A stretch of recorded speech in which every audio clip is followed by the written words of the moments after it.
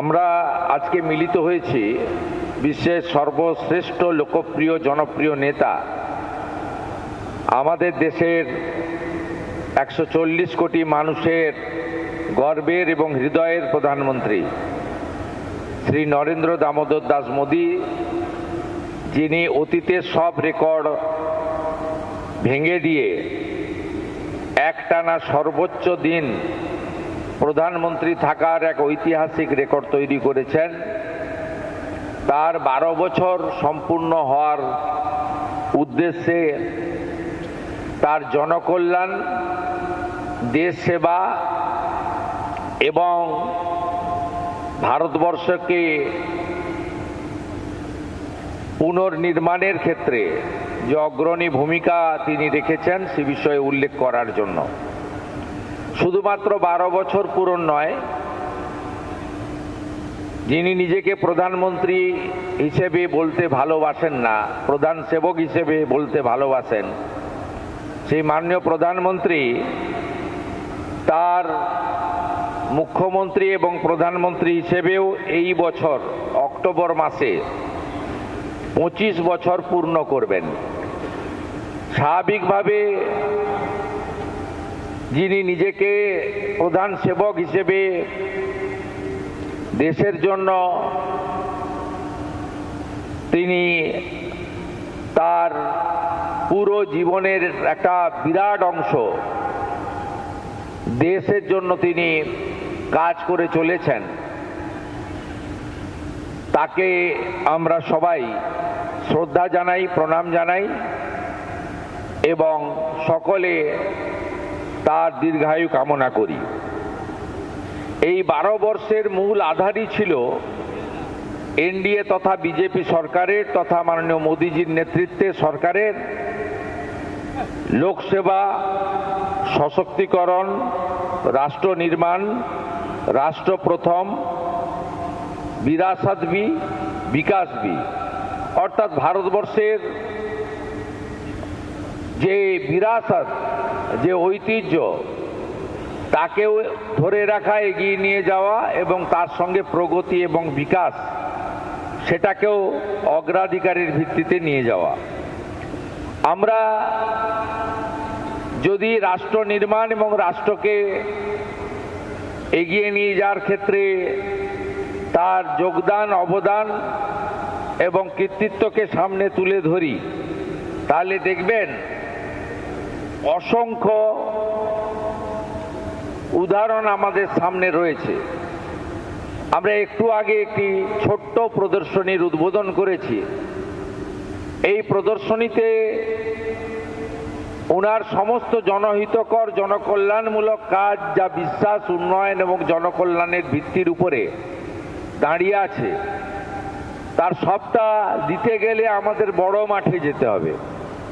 তার মধ্যেও যে উল্লেখযোগ্য বিষয়গুলো তিনি ভারতবর্ষে করেছেন, সেটা পরিকাঠামোগত উন্নয়নে হতে পারে, জাতীয় সড়ক নির্মাণে হতে পারে, রেলপথ সম্প্রসারণে হতে পারে, নতুন বিমানবন্দর নির্মাণে হতে পারে, আধুনিক মানের শিক্ষা প্রতিষ্ঠান আইআইটি, আইআইএম ইত্যাদি নির্মাণে হতে পারে, অথবা এইমসের মতো অসংখ্য হসপিটাল এবং জেলায় জেলায় মেডিকেল কলেজ নির্মাণের মতো হতে পারে।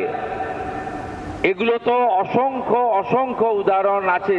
এর বাইরেও পণ্ডিত দীনদয়াল উপাধ্যায়ের যে একাত্ম মানববাদ, তাকে প্রকৃতপক্ষে কার্যকর করার কাজ মাননীয় প্রধানমন্ত্রী করেছেন। তার সময়কালে বিশেষ করে নারী শক্তি বন্দন, লাখপতি দিদি থেকে শুরু করে তার যে মূল 5টি উন্নয়নমূলক কাজ তিনি করেছিলেন, তার মধ্যে স্বচ্ছ ভারতের আওতায় দেশব্যাপী 14 কোটি শৌচালয় নির্মাণ, যা আমাদের মা বোন দিদিদের লজ্জা নিবারণের ক্ষেত্রে একটি উল্লেখযোগ্য মাইলস্টোন। দ্বিতীয় কর্মসূচিতে তিনি প্রধানমন্ত্রী আবাস যোজনা যা আজকে 5 কোটি ছুঁই সেই প্রধানমন্ত্রী আবাস যোজনার বাড়ির মালিক তিনি আমাদের মা বোন দিদিদের করেছেন। অর্থাৎ সরকার বা পঞ্চায়েতের সঙ্গে আবাস যোজনার এগ্রিমেন্ট ওই বাড়ির যিনি সিনিয়র মহিলা তার সঙ্গে হয়েছে, এটাও একটা উল্লেখযোগ্য দিক। এর বাইরেও 82 কোটি মানুষকে প্রধানমন্ত্রী অন্ন সুরক্ষা যোজনার মধ্য দিয়ে তাদের প্রত্যেক মাসে ফ্রি রেশন দেওয়া, এটাও একটা উল্লেখযোগ্য দিক, আপনারা জানেন। এর সাথে জল জীবন মিশনের নলে জল, পরিশ্রুত পানীয় জল এবং পিএম কিষাণ সম্মান নিধি, প্রধানমন্ত্রী সূর্য ঘর, অসংখ্য এই ধরনের উদাহরণ রয়েছে। সেক্ষেত্রে আমাদের একাত্ম মানববাদের সঠিক প্রয়োগ এবং নারী শক্তিকে তাদের যে প্রয়োজনীয়, যারা মূলত সংসার পরিচালনা করেন, তাদের যে মূল সুবিধাগুলি তিনি এই তার বিশ্বাস, উন্নয়ন এবং জনকল্যাণের 12 বছরে তিনি পৌঁছে দেওয়ার চেষ্টা করেছেন। আমরা শুধু তাই নয়, আমাদের মহিলাদের 1/3 লোকসভা বিধানসভায় সংরক্ষণ দেওয়ার ক্ষেত্রে বলুন, অথবা নারী নিরাপত্তার ক্ষেত্রে একাধিক আইন এবং উদ্যোগ গ্রহণ করার মধ্য দিয়ে মাননীয় প্রধানমন্ত্রী ভারত মাতাকে আরো সুরক্ষিত করেছেন, এগিয়ে নিয়ে গেছেন। আমাদের মাননীয় প্রধানমন্ত্রীর সময়ে পরিকাঠামোগত উন্নয়ন, প্রধানমন্ত্রী গ্রাম সড়ক যোজনা, এই সময়কালে 4 লাখ কিলোমিটার পাকা রাস্তা তৈরি হয়েছে। অন্নদাতা কৃষকরা, তাদের জন্য পিএম কিষাণ সম্মান নিধি শুধু নয়, একাধিক কর্মসূচি এই সময়ে দেখা গেছে। তার মধ্যে কৃষি উৎপাদনে 71% বৃদ্ধি, 12 লাখ মেট্রিক টন এবং বিশাল পরিমাণ খাদ্যশস্য উৎপাদনের রেকর্ড এই সময়ে হয়েছে। সার সহ তাদের উৎপাদিত কৃষিজ ফসলের উপযুক্ত দাম, এমএসপি, এটা একটা কৃষকদের ক্ষেত্রে ঐতিহাসিক মাইলস্টোন বলে আমরা মনে করি।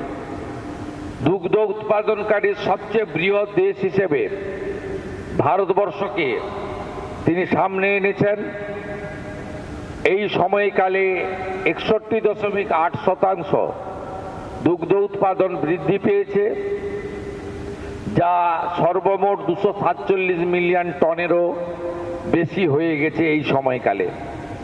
প্রধানমন্ত্রী কৃষি সিঁচাই যোজনা, এইটার মধ্য দিয়ে যে এলাকাতে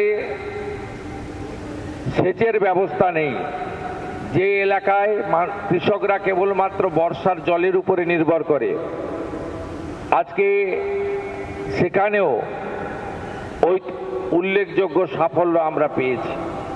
জাতীয় সড়ক নির্মাণে আপনারা জানেন 2014 সালে মোট 91,287 কিলোমিটার জাতীয় সড়ক ছিল। আজ সেই নেটওয়ার্ক বৃদ্ধি পেয়ে 1.46 লাখ কিলোমিটারেরও বেশি হয়েছে এবং 14 সালে যেখানে প্রতিদিন জাতীয় সড়ক নির্মাণের গড় ছিল 11.6 কিলোমিটার, আজকে সেই গড় 3 গুণ বৃদ্ধি পেয়ে 34 কিলোমিটার প্রতিদিন হয়েছে। দুর্গম এলাকাগুলিতে উন্নয়ন, চেনা ব্রিজ, নতুন পাম্বান ব্রিজ এবং অটল টানেলের মতো অসম্ভবকে সম্ভব করার কাজ এই সময়কালে হয়েছে। 2014 সালে রেলের আধুনিকীকরণ একটি স্বপ্ন ছিল। ভারতীয় রেলের 99.4% বেশি ব্রডগেজ বিদ্যুতায়ন সম্পন্ন হয়েছে, দেশ জুড়ে 1317টি বেশি রেল স্টেশন অমৃত ভারত স্টেশন যোজনার অন্তর্ভুক্ত করে আধুনিক মানের রেল স্টেশন তৈরি করা হয়েছে। এর বাইরেও বিশ্বমানের মাল্টি মডাল কানেক্টিভিটি তৈরি করেছে রেল এবং বন্দে ভারতের মতো ট্রেনগুলি আজকে অত্যন্ত দ্রুততার সঙ্গে ভারতবর্ষের এক প্রান্তকে অন্য প্রান্তের সঙ্গে সংযোগ করছে। এখন অবধি 164টির বেশি বন্দে ভারত এক্সপ্রেস ট্রেন তৈরি হয়েছে। স্বাধীন ভারতে 67 বছরে দেশে মোট এয়ারপোর্টের সংখ্যা ছিল 74টি। গত 12 বছরে মোদিজির নেতৃত্বে 90টির বেশি নতুন এয়ারপোর্ট তৈরি হয়েছে, যার ফলে আমাদের দেশে এখন এয়ারপোর্টের সংখ্যা 164 পার করে গেছে। উড়ান যোজনাতে আজকে সাধারণ মানুষ, প্রান্তিক মানুষ, আজকে যারা লো ইনকাম গ্রুপ তারাও আজকে প্লেনে চড়তে পারছেন, যেটা বিগত দিনে ধনীদের ক্ষেত্রে একটা ব্যবস্থা ছিল যাতায়াতের, সেই ব্যবস্থা সাধারণ মানুষের কাছে প্রধান শিক্ষক হিসেবে মোদিজি তৈরি করেছেন। প্রযুক্তি থেকে জনকল্যাণ, ইজ অব লিভিং, সহজ জীবনযাত্রা, ইজ অব ডুইং বিজনেস। আমাদের ভারতবর্ষে এই মুহূর্তে 142 থেকে লাফিয়ে সেটা 63তম স্থানে চলে এসেছে। প্রধানমন্ত্রী গ্রামীণ ডিজিটাল সাক্ষরতা অভিযান অথবা উত্তর ভারতের বিকাশ, দিল এবং দিল্লি উভয়ের কাছাকাছি আমরা আজকে পৌঁছে যেতে পেরেছি। এর বাইরেও ডিজিটাল পেমেন্ট এবং অর্থনৈতিক শক্তি, এর ফলে স্বচ্ছতা এসেছে। সাধারণ মানুষ, প্রান্তিক মানুষকে অর্থনৈতিকভাবে বিপর্যয়, অর্থনৈতিক প্রতারণার হাত থেকে তারা মুক্তি পেয়েছেন এবং আমাদের ডিবিটি ব্যবস্থার মাধ্যমে, ডাইরেক্ট বেনিফিট ট্রান্সফার সিস্টেমের মাধ্যমে অধিকাংশ সামাজিক কর্মসূচি সহ তাদের যে অধিকার, সেই অধিকার কার্যকর হয়েছে একটি স্বচ্ছতার ব্যবস্থার মধ্য দিয়ে। উৎপাদন এবং কর্মসংস্থান, আত্মনির্ভর ভারত, এক্ষেত্রে মার্চ 2026 পর্যন্ত প্রোডাকশন লিঙ্কড ইনসেন্টিভ যোজনায় 20 লাখ কোটি টাকারও বেশি রেকর্ড বিক্রি নথিভুক্ত হয়েছে। পিএলআই যোজনার সবচেয়ে বড় সাফল্য, এটি আমাদের দেশের যুবকদের জন্য 12 লাখেরও বেশি নতুন কর্মসংস্থান সৃষ্টি করেছে, যা লক্ষ লক্ষ পরিবারের মুখে হাসি এনেছে। গত 1 দশকে মেক ইন ইন্ডিয়া উৎপাদন ভিত্তিক সাহসী সংস্কার, দূরদর্শী নীতিকে ভারতকে একটি বৈশ্বিক উৎপাদন কেন্দ্রে পরিণত করেছে। ভারতে ইলেকট্রনিক উৎপাদন 2014-15-তে যেখানে 1.9 লাখ কোটি টাকা ছিল, সেটা বেড়ে আমাদের 24-25 অর্থবর্ষে 11.3 লাখ কোটি টাকায় পরিণত হয়েছে।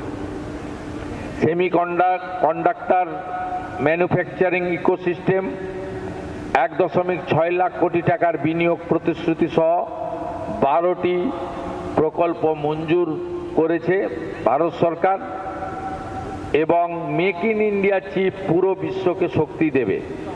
ভারত আজ বিশ্বের দ্বিতীয় বৃহত্তম মোবাইল ফোন প্রস্তুতকারক দেশ, যেখানে 2014 সালে আমরা 90% মোবাইল আমদানি করতাম। আমাদের মোবাইল উৎপাদনে 163 গুণের অভূতপূর্ব বৃদ্ধি ঘটেছে, যেখানে 300টির বেশি ইউনিট কাজ করছে, যা 2014-তে মাত্র 2টি ইউনিট ছিল। এই রকম স্টার্ট আপ সংস্কৃতি ও পরিবেশ, সেক্ষেত্রে সহ প্রতিটা ক্ষেত্রে আপনারা যদি দেখেন, মাননীয় প্রধানমন্ত্রীর নেতৃত্বে ভারতবর্ষ দ্রুত বিশ্বকে নেতৃত্ব দেওয়ার ক্ষেত্রে এবং বিশ্বগুরুতে পরিণত হওয়ার ক্ষেত্রে অনেক ধাপ এগিয়ে গেছে। 50% বিদ্যুৎ উৎপাদনের লক্ষ্যে নির্ধারিত সময়ে 5 বছর আগেই অর্জন করেছে। ভারত এখন পর্যন্ত অজীবাশ্ম জ্বালানি উৎস থেকে মোট 283.46 মেগাওয়াট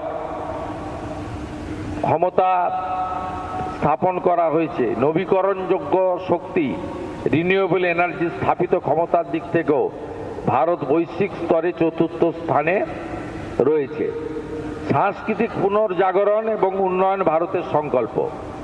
সেই জন্য আমরা যে মূল আধার সেক্ষেত্রে বলেছি বিকাশ ভি বিরাসত ভি, এবং এই উন্নয়ন এবং ঐতিহ্য দুয়ের মেলবন্ধনে 500 বছরের প্রতীক্ষার পর অযোধ্যায় প্রভু শ্রী রামচন্দ্রের বিশাল এবং দিব্য মন্দির নির্মাণ হয়েছে।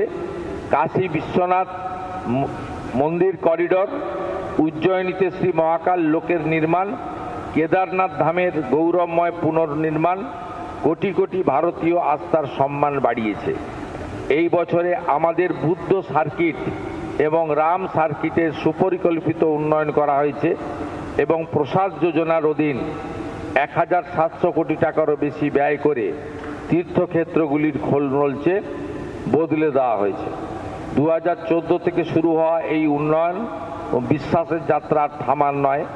12 বছর আমাদের এই সেবা ও সুশাসন দেশের প্রতিটি দরিদ্র কৃষক, যুব, নারীর জীবনে এক অভূতপূর্ব পরিবর্তন এনেছে। এখন বিকশিত ভারতের সংকল্পে সাথে জনকল্যাণ ক্ষমতায়নের ধারা অবিরাম বয়ে চলেছে। আসুন আমরা সবাই মাননীয় প্রধানমন্ত্রী, বিশ্বের সর্বশ্রেষ্ঠ জনপ্রিয় নেতা শ্রী নরেন্দ্র মোদীজির নেতৃত্বে একজোট হয়ে একটি শক্তিশালী, সমৃদ্ধ, উন্নত ভারত গঠনের আমাদের যোগদান এবং অবদান রাখি। 140 কোটি দেশবাসীর বিশ্বাসের জয়। এই বিশ্বাসই আমাদের 2047 সালে বিকশিত ভারত তৈরি করার ক্ষেত্রে আমরা সফল হব। এটাই আজকে আমাদের সাংবাদিক সম্মেলনের মূল বিষয়বস্তু ছিল। মাননীয় মোদীজির কার্যকালে এমন অসংখ্য বিষয় রয়েছে, এমন অসংখ্য তথ্য ডাটা রয়েছে যা আমরা দিতে যদি সম্পূর্ণভাবে সুযোগ পাই বা শুরু করি 24 ঘন্টাও পেরিয়ে যাবে। তাই মূল বিষয়বস্তুগুলি আমরা আপনাদের কাছে রাখলাম। প্রদর্শনীতে খানিকটা বিস্তারিতভাবে তথ্যগুলি রয়েছে। আমাদের ভারতীয় জনতা পার্টি পশ্চিমবঙ্গ শাখার মিডিয়া সেন্টার থেকে এই সংক্রান্ত মুদ্রিত প্রিন্টেড কপি হোয়াটসঅ্যাপ গ্রুপে এবং আপনাদেরকে হ্যান্ড টু হ্যান্ডও দেওয়ার ব্যবস্থা আমাদের দলের পক্ষ থেকে করা হবে। সেখানে সম্পূর্ণ তথ্য আপনারা পেয়ে যাবেন। 14 সালের অবস্থা আর আজ 26 সালের বিশ্বগুরু হতে চলা ভারতবর্ষের বর্তমান অবস্থা। আমাদের লক্ষ্য একটাই, 2047 বিকশিত ভারত। এই লক্ষ্য নিয়েই প্রতিটি দেশবাসী কাজ করবে, পশ্চিমবঙ্গবাসী কাজ করবে। এখানে রাষ্ট্রবাদী ডবল ইঞ্জিন সরকার তৈরি হয়েছে। 1 মাসেরও কিছুটা বেশি সময়কালের এই সরকার মোদিজির নেতৃত্বে যে সমস্ত কর্মসূচি অন্য রাজ্যগুলো সুবিধা পাচ্ছেন, সেই সুবিধা সুযোগে আমরা অন্তর্ভুক্ত হয়েছি এবং মাননীয় প্রধানমন্ত্রী পশ্চিমবঙ্গকে নতুন করে পুনর্নির্মাণের ক্ষেত্রে তার ঐকান্তিক হাত বাড়িয়ে দিয়েছেন। প্রতিটা দপ্তরের মন্ত্রীরা এখানে আসছেন, আমরাও দিল্লিতে যাচ্ছি। নানা চুক্তি স্বাক্ষরিত হচ্ছে, নানা পরিকল্পনা গ্রহণ করা হচ্ছে এবং আগামী 20 জুন পশ্চিমবঙ্গ দিবসে মাননীয় প্রধানমন্ত্রী তারকেশ্বরে আসবেন। সেখান থেকেও দেশ এবং রাজ্যের উন্নয়নের নানা কর্মসূচি তার হস্তে আমরা উদ্বোধন করব। এই অপেক্ষায় আমরা আছি।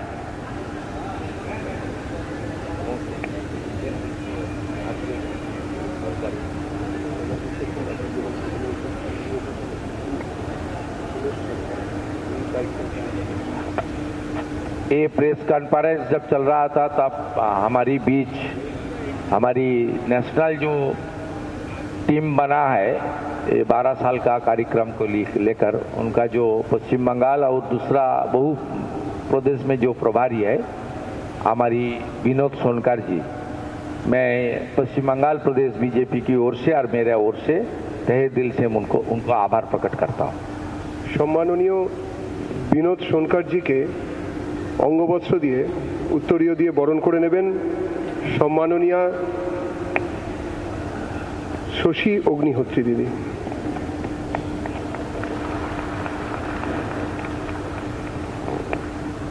ধন্যবাদ।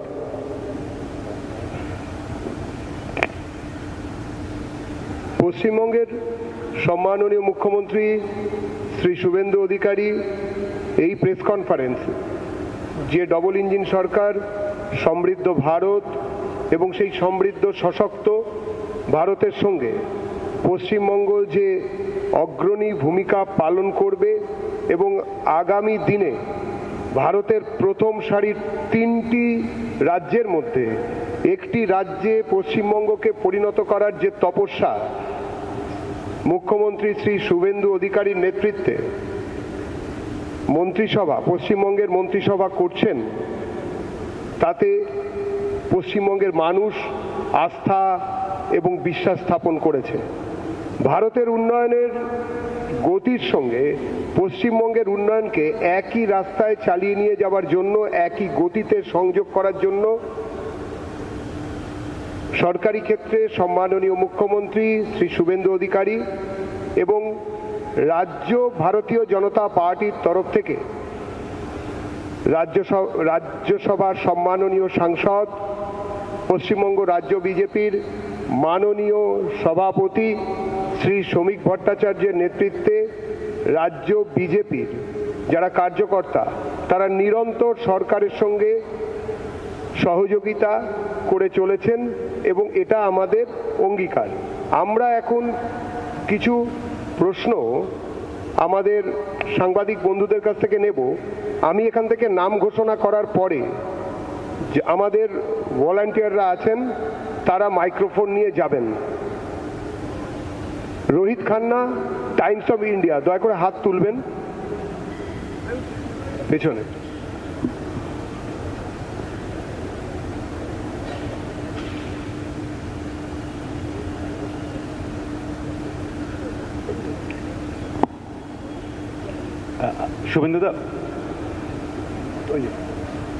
শুভেন্দুবাবু, আপনি যখন নীতি আয়োগের মিটিং অ্যাটেন্ড করেছেন তখন এই রাজ্যের কিছু সমস্যার কথা আপনি ছুঁয়ে গেছিলেন। আপনার কি মনে হয় যে এই রাজ্যের জন্যে বিশেষ কোনো আর্থিক সহায়তা বা স্পেশাল প্যাকেজের প্রয়োজন রয়েছে? আরেকটি প্রশ্ন রয়েছে, সেটা হচ্ছে বাংলাদেশ সংসদ তারা হয়তো আগামী 14ই জুন একটা মোশন আনতে চলেছে বলে তারা জানিয়েছে, যেখানে পুশিন তার বিরোধিতা তারা করবে। এই পরিস্থিতি পুশিন এখান থেকে যে যাদেরকে আমরা পুশব্যাক করছি ওরা পুশিন হিসেবে দেখছে, তো সেটা নিয়ে আপনার কিছু মনে হয় কিনা? প্রথমটার উত্তর আপনাকে দিয়ে দিই, দ্বিতীয়টার উত্তর আমি দেব না। একটা বহির্দেশের পার্লামেন্টে কোনো বিষয় তারা আনবেন, এটা তো আপনার মুখ থেকে শুনছি। যদি আনে তার জন্য ভারতের পররাষ্ট্র দপ্তর রয়েছে, পররাষ্ট্র নীতি রয়েছে, এবং আর বাংলাদেশ বর্ডারটা তো শুধু পশ্চিমবঙ্গে নয়, 5টা রাজ্যে আছে। এই ব্যাপারে কম্পিটেন্ট অথরিটি হচ্ছে আমাদের external affairs ministry. They will speak if necessary, it's not my subject. আর প্রথমত আপনি যে বিষয়টা রেখেছেন সেটা হলো স্পেশাল প্যাকেজ। স্পেশাল প্যাকেজের মানেটা কি আমি জানি না, কিন্তু ভারত সরকারের যে সমস্ত উন্নয়নমূলক স্কিম প্রত্যেকটা দপ্তরে, তার বিরোধিতা করা, অংশগ্রহণ না করা এবং পশ্চিমবাংলার 11 কোটি জনগণকে তার সুযোগ এবং সুবিধা না পাইয়ে দেওয়ার কাজটা বিগত সরকার করে গেছেন। আর আপনি যদি বলেন জনকল্যাণে মাননীয় প্রধানমন্ত্রী যুক্তরাষ্ট্রীয় কাঠামোতে তার ভূমিকা কি ছিল, তাহলে ইউপিএ 1 এবং ইউপিএ 2, যে ইউপিএ 2তে মাননীয় প্রাক্তন মুখ্যমন্ত্রী তিনি নিজেও 3 বছর মন্ত্রী ছিলেন, তার দল সেখানে যুক্ত ছিল।